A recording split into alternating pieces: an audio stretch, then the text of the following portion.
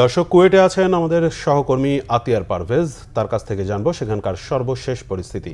আতিয়ার, শিক্ষার্থীদের সাথে ছাত্র কল্যাণ দপ্তরের আলোচনা কি এখনো চলছে? সেখানকার সর্বশেষ পরিস্থিতি কি? শিক্ষার্থীদের যে আমারও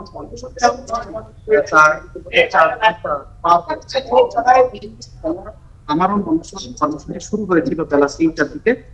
সেই অনশন কর্মসূচি যখন শুরু হয় ঠিক তখন সেখানে শিক্ষকরা এসে উপস্থিত হয় এবং টানা 2 ঘন্টা ধরে শিক্ষার্থীদের সাথে আলোচনা চলে।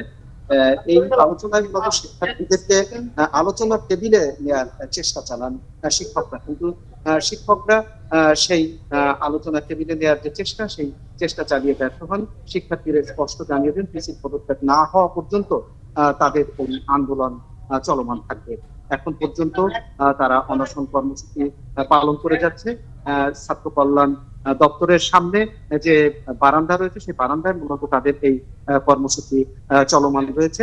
আর এই কর্মসূচির ঠিক সামনে এখানে একটি অ্যাম্বুলেন্স শিক্ষার্থী অসুস্থ হয়ে পড়ে, তাহলে তাদের দ্রুত চিকিৎসা ব্যবস্থা করতে পারে, সেজন্যই মূলত তাদেরকে নেওয়ার জন্য সার্বিকভাবে আমার কাছে এই ছিল কুয়েট থেকে সবশেষ। কুয়েট থেকে ছাত্র আন্দোলনের সর্বশেষ খবরাখবর জানাচ্ছিলেন সহকর্মী আতিয়ার পারভেজ।